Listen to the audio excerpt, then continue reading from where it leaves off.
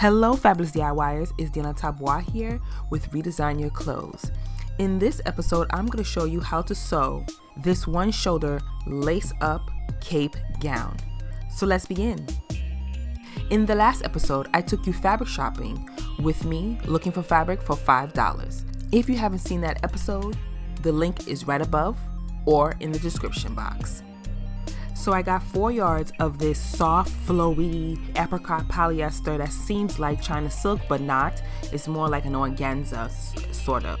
And I got this 9-inch invisible zipper, which I decided that I'm not going to be using anymore because I found this cord at my 99-cent store. It's about like 2 yards on a roll for $1.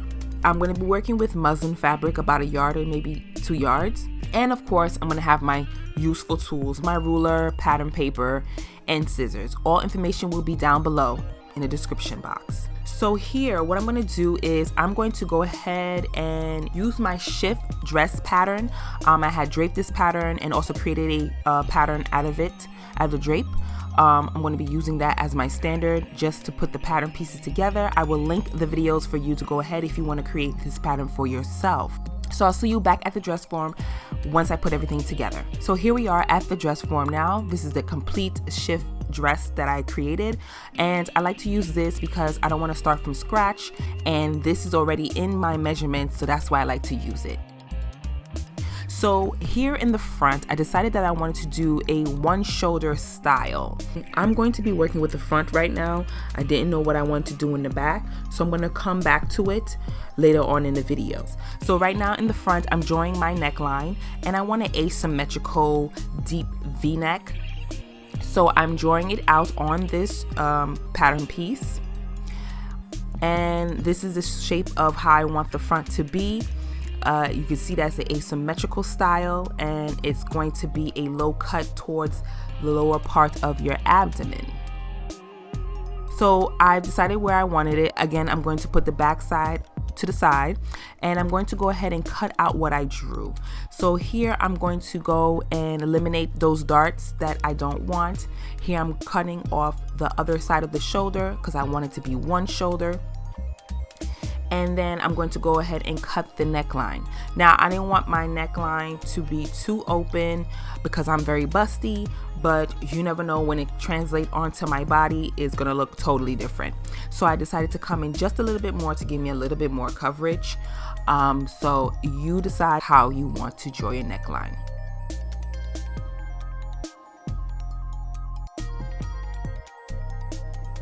So this is what my pieces are looking like, and once I've drawn it out, I want to make sure that I have everything notched so that way I know where to place the pattern piece when it's time for me to install. Here I'm cutting the final pieces off on the other front of the neckline. And as you can see, once again, I have to draw in my notches so that way I know where to place them when it's time for me to install. What I'm going to do is I'm going to open up the princess seam and leave the bust dart closed. So that way I just have 1 dart instead of 2 darts.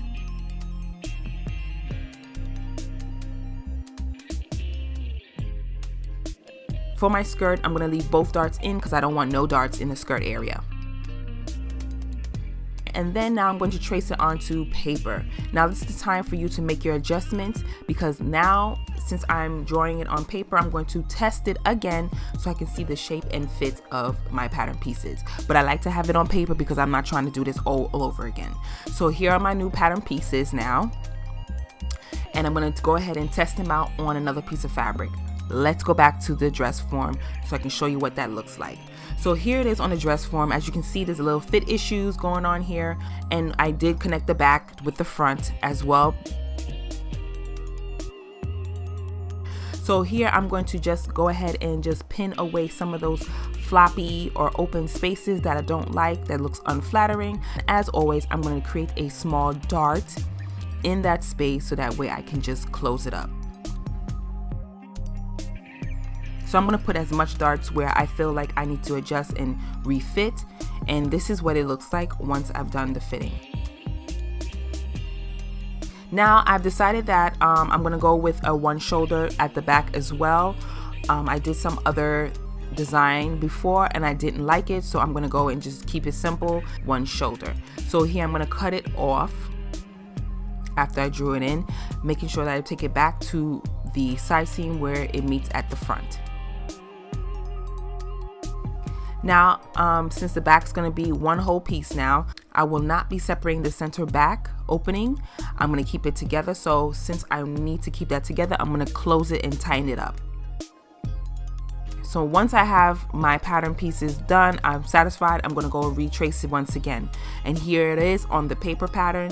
Now these are my new patterns that I've created, and this will be tested once again. This time I wanted to have some shearing detail in the front, so I doubled my pattern pieces. So I made 2 copies of each because I'm going to be doing the slash and spread method. Here we are. I'm going to be using brown paper for this tutorial so that way you can see what I'm talking about when I'm slashing. So I'm taking one of my pattern pieces, the front here, as you can see.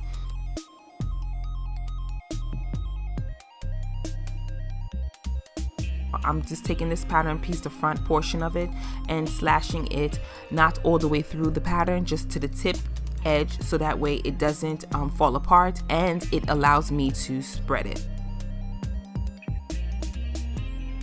So here I am taping it down in place so you can see how it's being spread under the brown paper.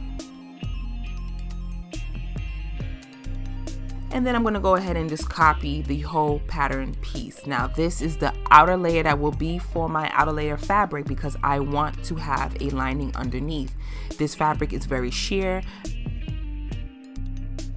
So here are my pattern pieces. Down here is where I'm going to be gathering it to the original. And I'm going to be doing the same thing here for the skirt in the front portion of the gown. So here is the skirt. And this is the back portion, and I also spread that as well and did a slash method at the back because I will be doing a ruching effect at the side. So here's the fabric. So here are the pattern pieces. I'm going to cut it away from the selvage because I wanted to get as much length on my gown. So from selvage to selvage is about 60 and I want to keep it that long.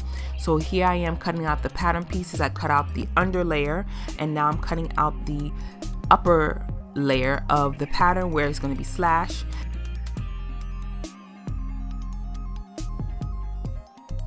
And for my skirt pattern, since it's short, so I'm going to extend it to make it look like a maxi skirt.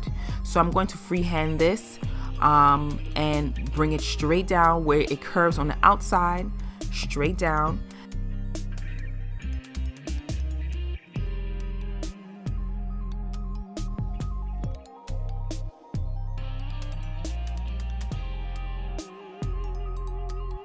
So what I'm going to do at the side seam of the skirt, I'm going to extend it out to make it more wider so that way I can have a train towards the side of my gown. So this is what it looks like. The bottom hem is much wider, so that way I can have that train. I'm going to also do the same thing for the back, but since the back is starting from the shoulder, it kind of eliminates the length of my gown from the fabric. So what I'm gonna have to do is I'm gonna have to cut 2 pieces, a top portion of the back part and a bottom portion, so because to make sure that the gown is long. So at the bottom here, I'm going to bring it towards the edge of the selvage of the fabric, and then I'm going to cut my skirt continuing from that pattern, so that way I can have a longer length in the skirt. So here is going to be straight down like a maxi in the front where it's going to be slit. I'm going to cut that straight down, and then at the side seam also bring it out so that way I can have that train at the side. So here I'm going to connect the bottom of the top portion of the back to the bottom portion of the skirt, doing a French seam finishing. So here it is. This is the French seam finishing. I always do this because I don't want no fray seams or thread hanging. And here's the bottom of the skirt now, just as wide as the front. So here's the back of the inside lining of the dress. These are all my lining parts. This is the base. That will be the lining.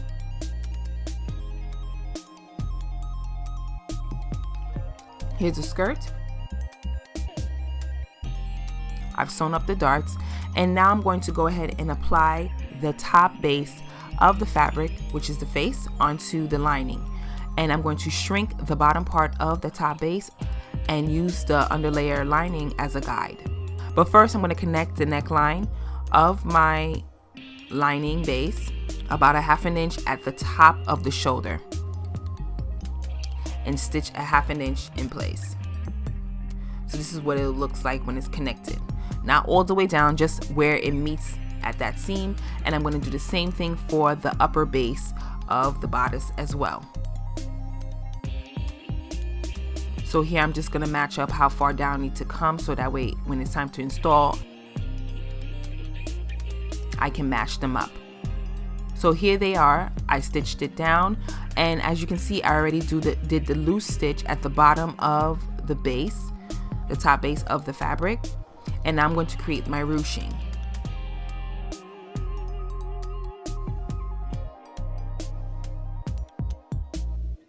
For the underlayer lining, I'm going to place the top layer of the fabric onto the lining, so that way I can make sure I gather it to fit into this space of the base.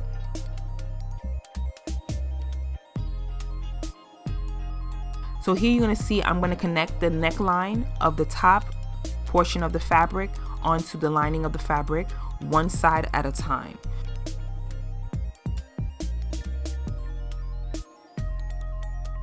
Pin along the neckline.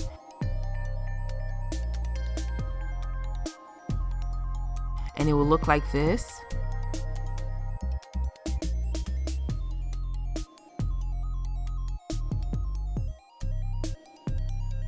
Making sure it fits, and I'm going to stitch it down 1/2 inch. I'm going to press the neckline down as you see me doing it here. Now I'm going to make sure that I line the front with the underlayer, so that way it can be neat. And here for the gathers, I don't want it to be perfect. I want a undone, kind of rough, not so neat ruching. So I'm going to press it with muslin fabric laid on top, because I don't want my fabric to burn. I'm going to adjust the ruching and to get the desired look that I want. And once I'm satisfied, it looks like this. And I will repeat the same process all over again for the other neckline. And here's what it looks like.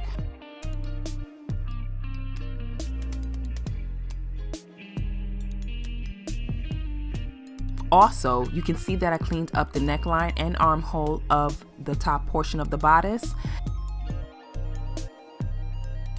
And on the one shoulder side, that side seam will have tabs because I wanted to have a lace-up finish. So here with my scraps, I'm going to create a 1/4 inch cord. So I'm going to sew 1/4 inch here on my sewing machine.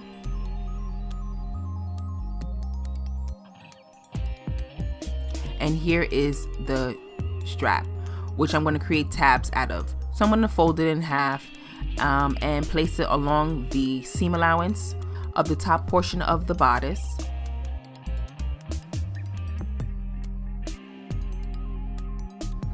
And just place it along the side seam of the top portion of the bodice.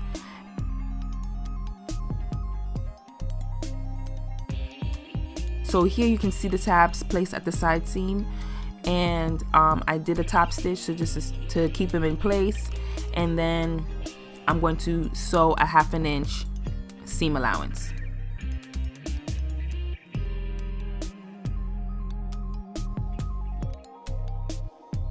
And this is what it will look like once it's done. Now it's time to work at the skirt portion of the gown, and I'm going to do a 1/4 inch turn back that will be facing the upper part skirt of the gown. And this is the edge finish. So here is the top portion of the skirt, and once again I'm going to create some ruching at the side as well.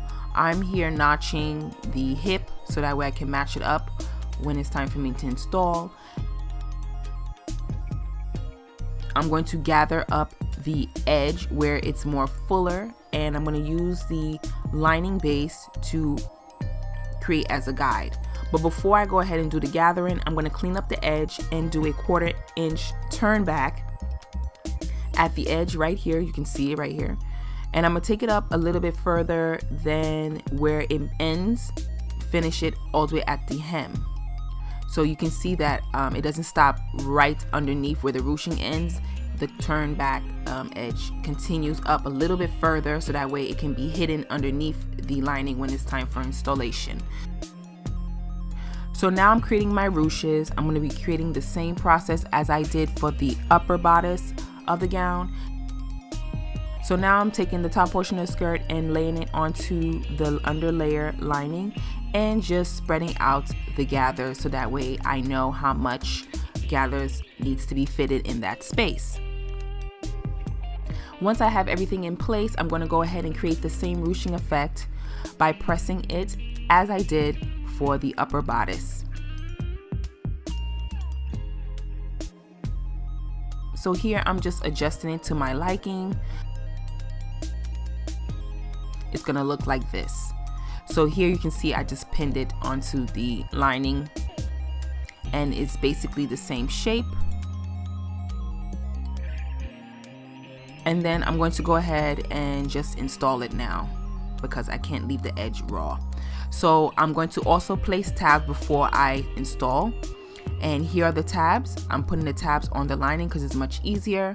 And then I'm going to lay the lining onto the face of the upper portion of the gown and stitch a 1/2 inch seam allowance with the tabs in place. Now, once I've done that, this is what it looks like. All the tabs are ready in place. And now it's time for me to install the upper bodice to the skirt, making sure that the top portion of the bodice is matched up to the notches. And then I'm going to sandwich them in between the lining and the upper part of the skirt. And here is what it looks like once I've stitched it down. And as you can see, all the tabs at the side seam are in place. Now we're going to start with the back portion of the gown. So here's the back underlayer lining, and here's the top part of the dress. And once again, I'm going to do the same thing that I did to the front, and I'm going to create the ruching at the edge where it's going to be meeting for the slit, and also clean up the edge as well with a 1/4 inch turn back finishing at the edge because that's the slit. And I'm going to place tabs as well and connect it to the underlayer lining. So this is what it looks like. As you can see, everything is the same way as it did for the front.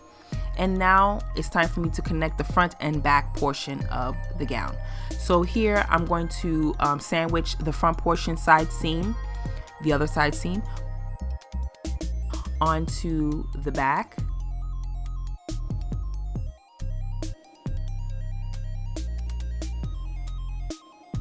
And I'm going to place the lining on the wrong side of the fabric, and the right side will be placed onto the right side of the front portion of the gown, leaving a 1/2 inch at the top when it's time for me to clean the armhole of the back portion of the gown.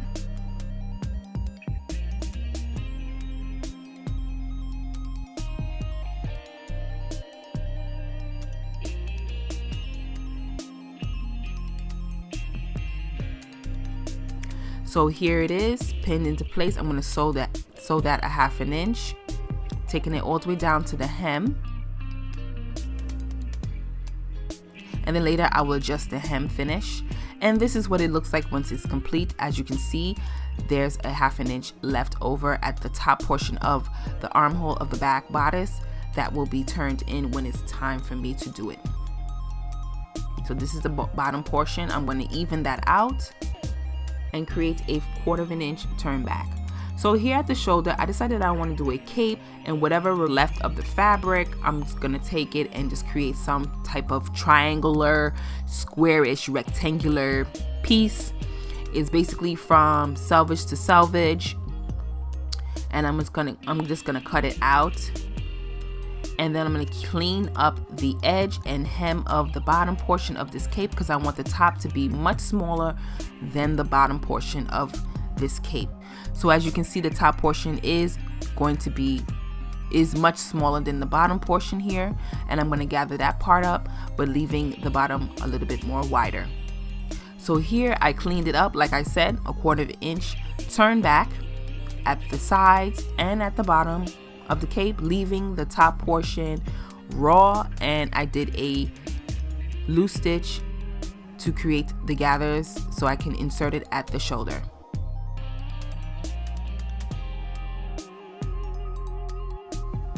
I'm also going to press that part too to give it like a uneven finish, and then place it into the shoulder, making sure that it is sandwiched in between the front and back portion of the back shoulder,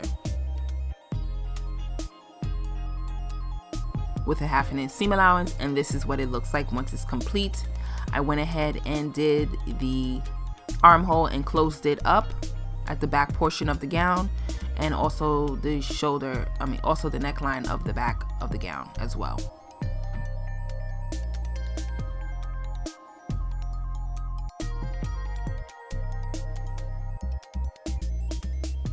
So at the bottom of the gown, I'm going to even that out and do a 1/4 inch turn back hem.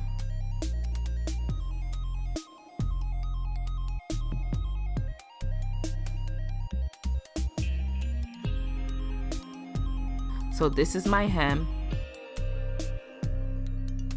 On the inside of the gown, I'm going to just clean that up because I don't want my threads to hang. I'm going to just fold it back and press it down.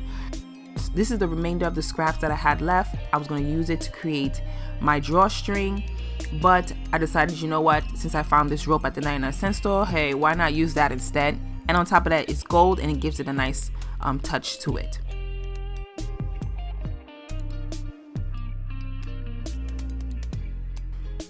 So once that's complete, the gown is ready to wear.